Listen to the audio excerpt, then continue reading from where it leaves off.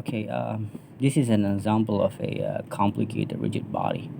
There's this option that probably you're thinking that are you going to use a complicated rigid body or non-complicated rigid bodies, right?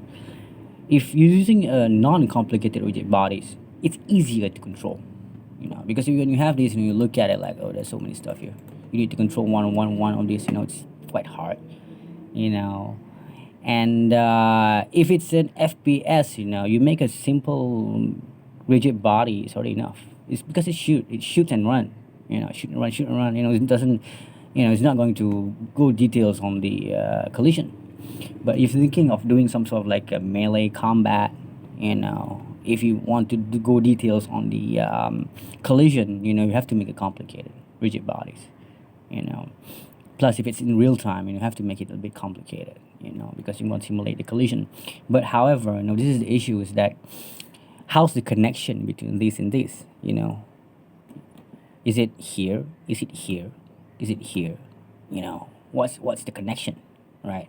If you look at it, if I treat this as a dead thing, I am correct, because the center of mass should be here. If you say there's a rock, right, a rock, right?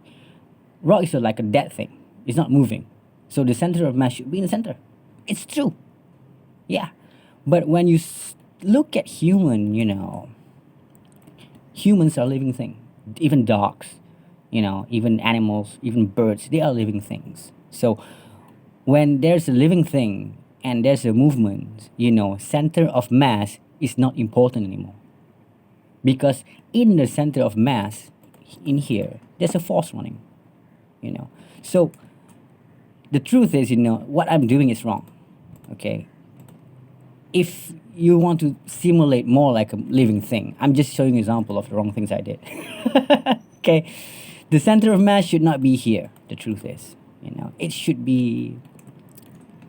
If it's connection between here and here, it should be here. This is the center of mass for this one, and then there should be another center of mass in between this one, and the center of mass should be here, because it's tilting, it's up.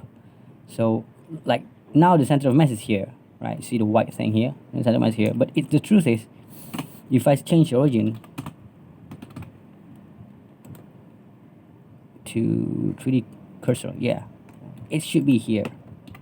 See, it should shift like that.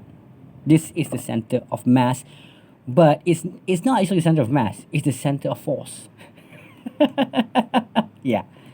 So this is the issue right now. So that's why when we use boxes, we take box, we put box. The reason for we using a box, is we want to simplify it. Between this and this, you want to move one by one of these is very hard. Just make one box, and that one box is going to represent the whole segment of this part. And once you control the box, and everything's gonna change. Okay, with the movement of the box. So the most important is the center of the mass of the box is more important. So even though because it gives rooms to people, maybe they make center of mass here, maybe they make center of mass somewhere, maybe they jointing up differently. Bottom line is, once you use a box, it's not important anymore. You can start from here to bottom or start from bottom to top. But I'm telling you, if you really want to get accurate, just really follow the center of the force. I'm telling you, do not follow the center of the mass, but use the center of the force.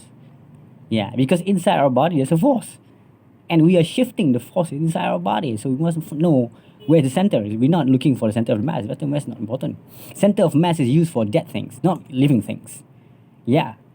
So that's the what you call confusion that I was having back then. The truth is, I should follow the center of mass. It should be accurate. No, you should follow the center of force. Not following the center of mass. Yeah. Okay.